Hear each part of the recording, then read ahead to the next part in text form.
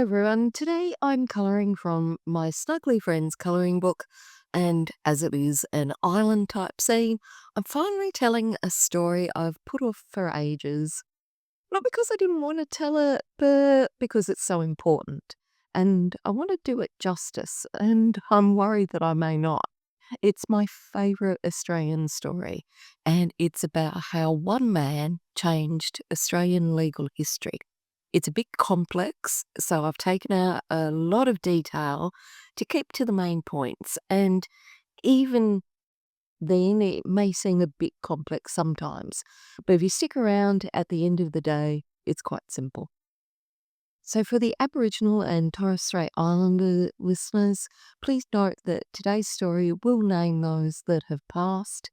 Normally, I would try and refrain from naming, but for this story, it is just not possible to tell it without naming. And I hope you understand. And I will structure the story so that the names are not mentioned until I really need to. And if you're in Australia, I'd really love it if you could comment below if you've ever heard of myrrh. It's spelt M-E-R like mermaid. And comment below the video if you have or if you haven't heard of it. So let's start with getting to know myrrh and the man that made it famous. Myrrh, or you may know it as Murray Island, is in the Torres Strait. It's located between Queensland in Australia and New Guinea. Life on Myrrh is shaped by ancient traditions, with land passed down through families under Marlowe's law, which is the customary law on Myrrh. Every rock, every tree, every garden has meaning, and for the people of Myrrh, land is family, history, and identity. The man from Myrrh was born here in 1936 and raised by his uncle Benny after his mother passed, as was the custom. He grew up learning the Merriam language, the stories, and most importantly, the rules about land. He knew in Myrrh that there isn't a concept of public ownership of land. Land is owned by the eldest son of a family or a family. In Myrrh, land is not only owned by the individual, but the land actually owns them. The Merriam people have a responsibility to their family to share the land and maintain it with their family for the future. And the man from Myrrh grew up knowing exactly which plot belonged to his family and how it was defined by rocks and other markers, but not fences. He was taught to care for it, just as his ancestors had for generations. The inhabitants of Myrrh always passed land down through the family for centuries, in accordance with Marlowe's law, even though in 1879 the Queensland government actually annexed the Torres Strait Islands, including Myrrh, and this basically meant that originally the British Crown and then the state of Queensland had control over the islands, and they were part of Queensland's jurisdiction. They were Crown land, meaning they're owned by the government. But despite this annexation, this legality, the Merriam people continued to care for their land under Marlowe's law, as they always had. As a teenager, the man from Myrrh, whose name was Queeky, broke a local bylaw and he was actually exiled from the island.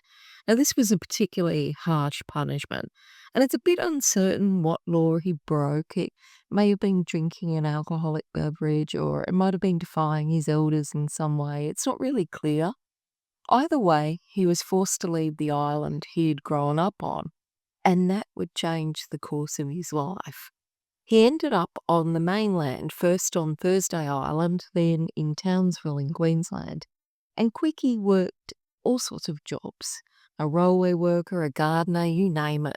But he was always a leader, passionate about his people, and he never forgot Myrrh.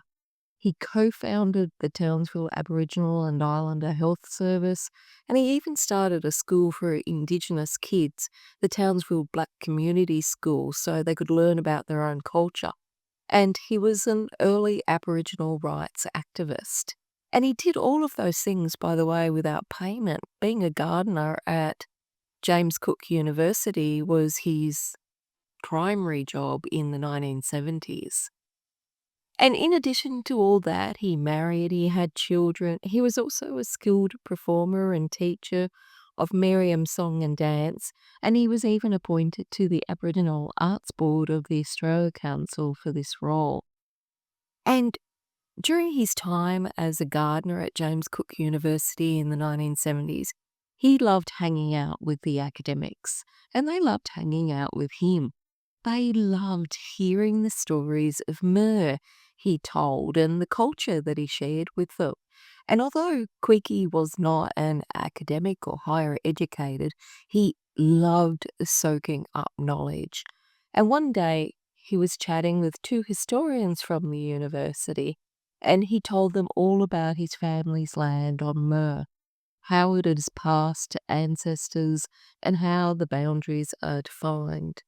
Now, the professors listened, but they didn't really know what to say to him. I mean, Queequeg talked of the land at Mer as if he owned it, and they knew they had to tell him.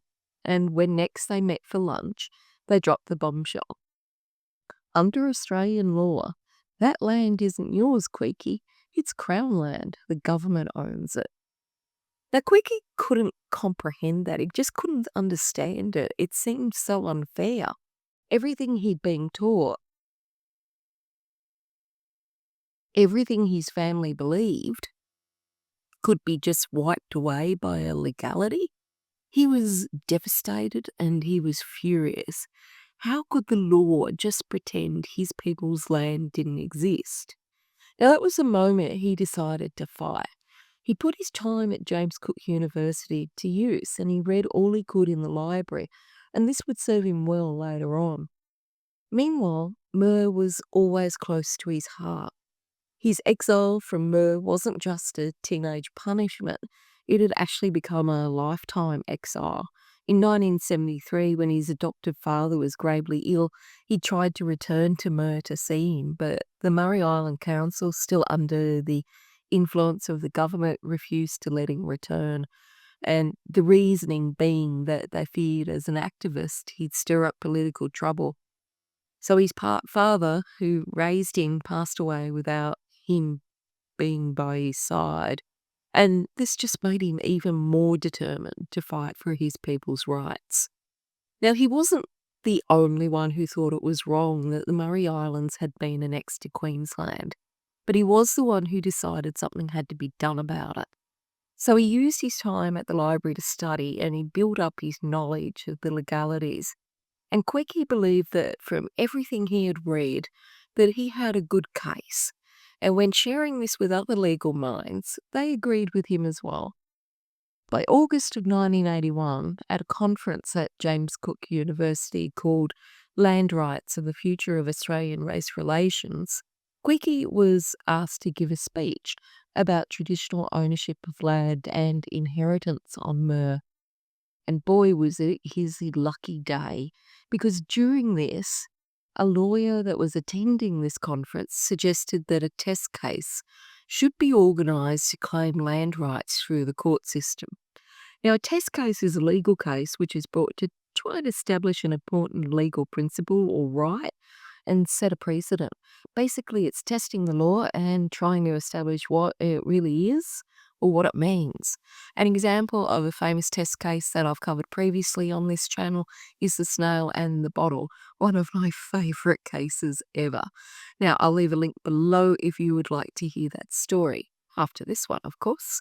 Now, often lawyers are looking for test cases to run so that they can really establish what the law is. And often the lawyers are the ones actually bringing the claim if the particular circumstances have happened to them. And there have been numerous instances of this in Australian law and in law from the UK, and I might cover some of those at a later stage.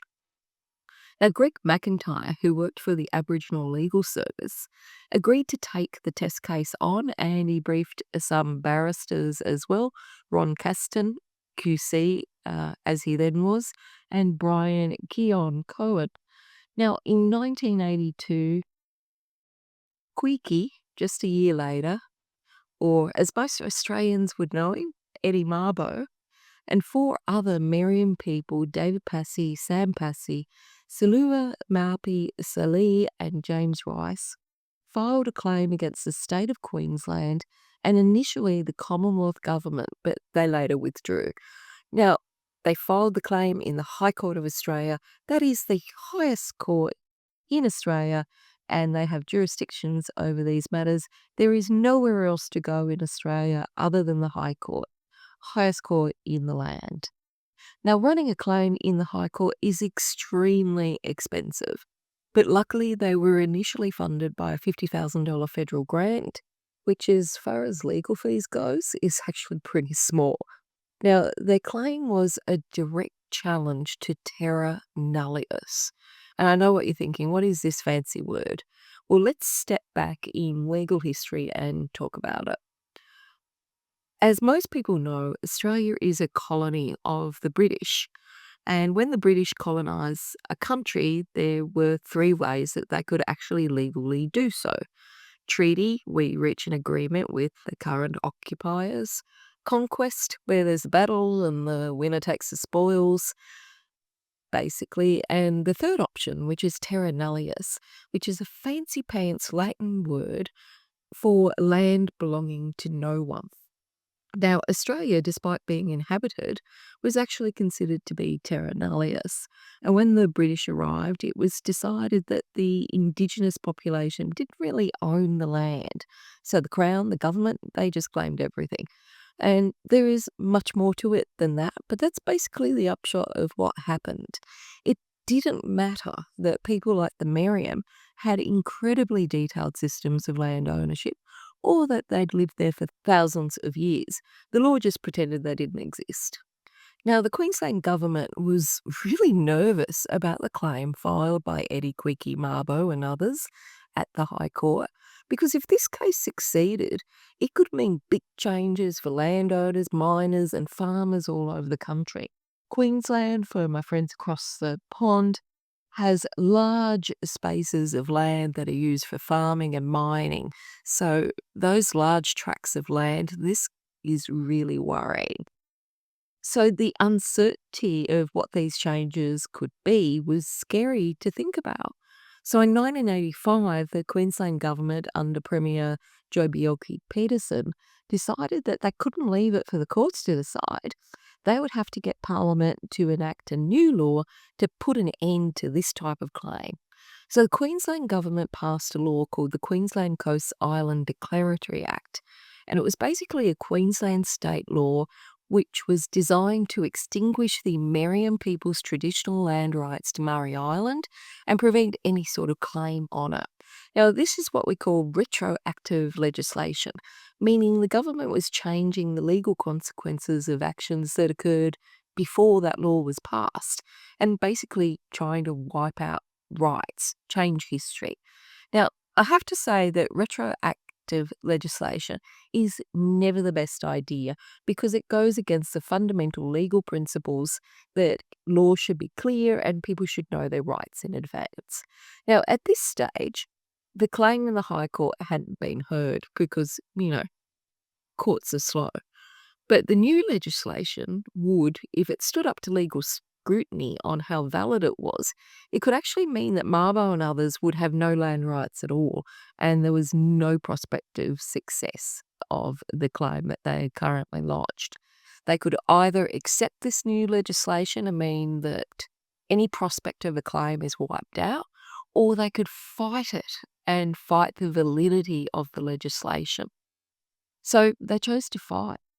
So in June of 1985, in Mabo versus Queensland No. 1, the case went to the High Court, who found that the legislation passed by the Queensland government was invalid.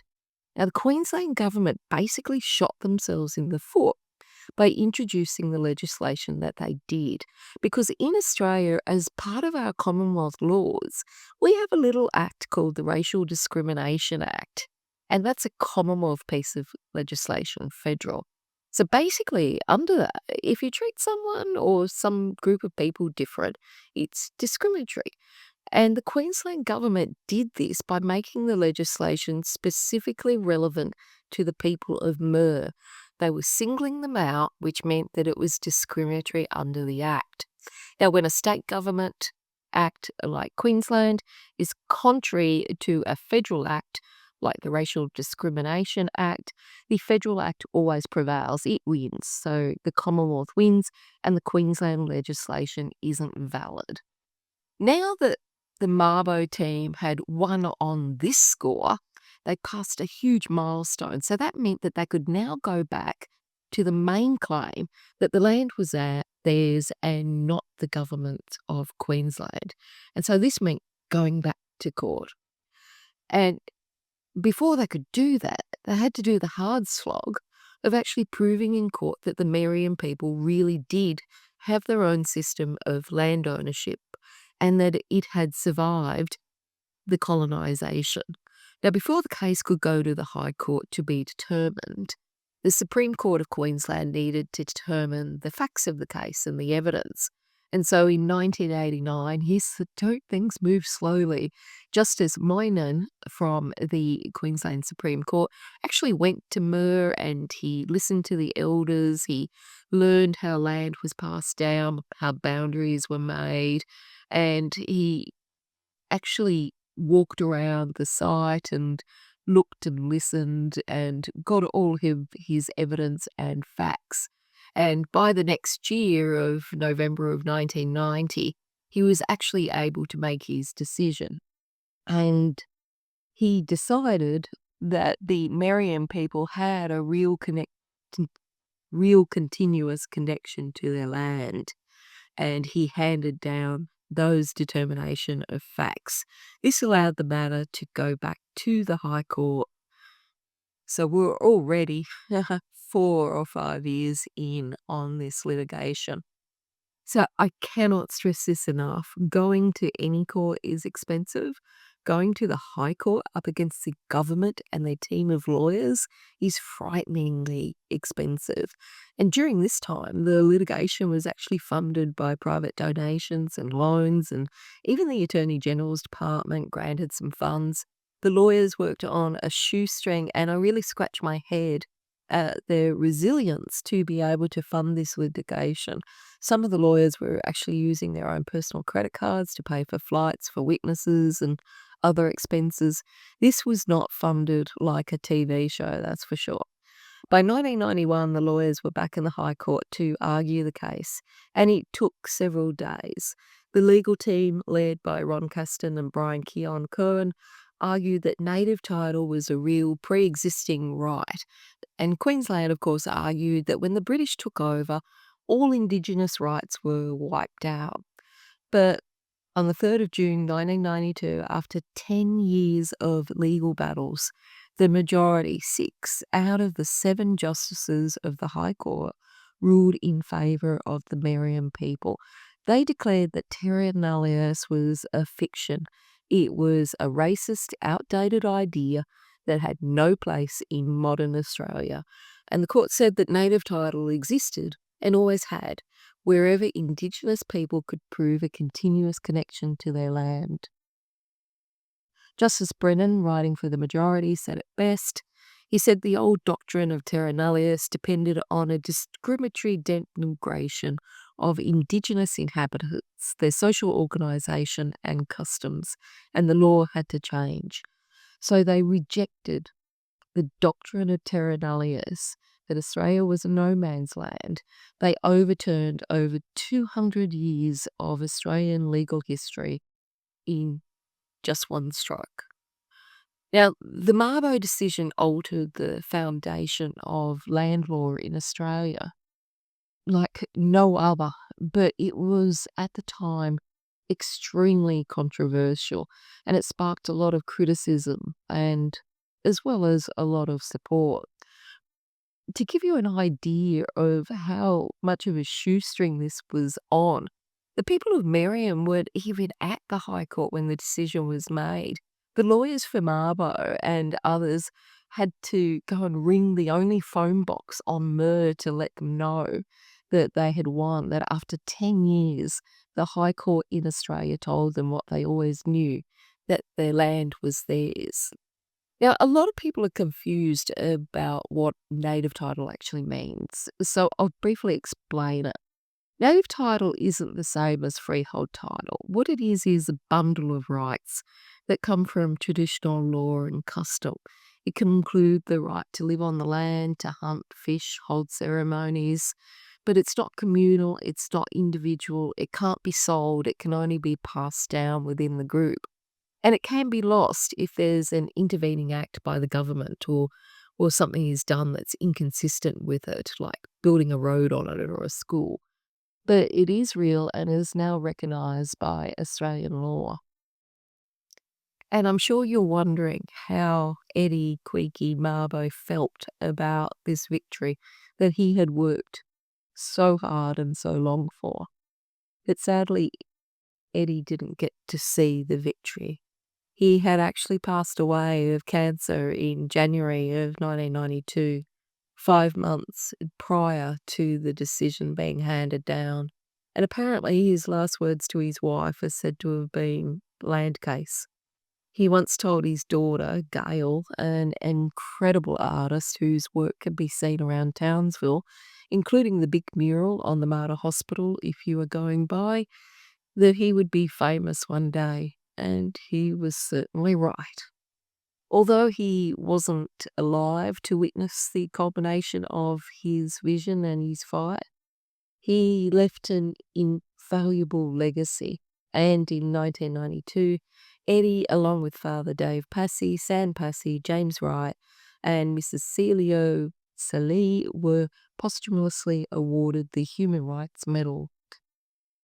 And every year, Eddie Mabo is celebrated on 3rd of June, the anniversary of that decision by the High Court, which is now known as Mabo Day. And his face also is on the 50-cent coin in Australia. Here's the part that always gets me. Eddie was buried in Townsville, where he'd spent most of his life after being exiled from Mur. However, after the Mabo court decision, his grave was vandalised, and in the end his family decided to bring him home to Mur.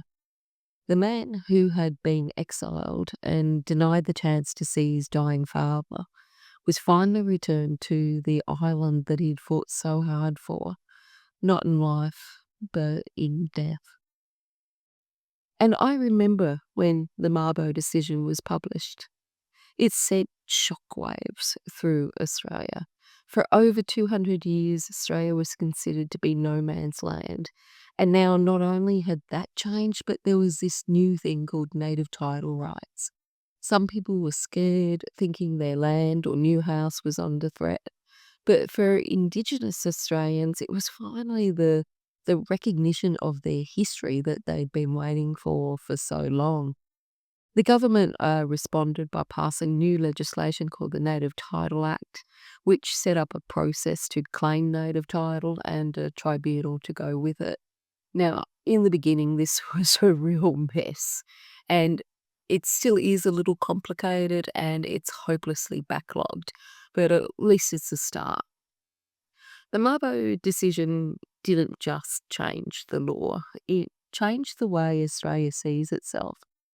And it forced everyone to realise and admit that it wasn't empty when the British arrived, and that Indigenous people still have deep, sophisticated cultures and legal systems. There are other things about this story. Maybe I haven't covered them enough because it is quite a big case. As I said, it went for 10 years. But the fact is that this really was a David versus Goliath case. I mean, Eddie and the other plaintiffs were blessed with lawyers and barristers who took this test case on, not only against one government, but two. And as well as that amazing feat and success, it's also a reminder of what people will do for a cause and how they will help to make sure that these test cases are run. But it's also a reminder to everyone that thinks that law is set in stone, that law isn't, it's fluid, it's like water. And even the most entrenched laws can be changed. Even something that you thought was right for 200 years can be changed. So as I finish up colouring this page, I hope that you've enjoyed the journey through one of the most important stories in Australian legal history.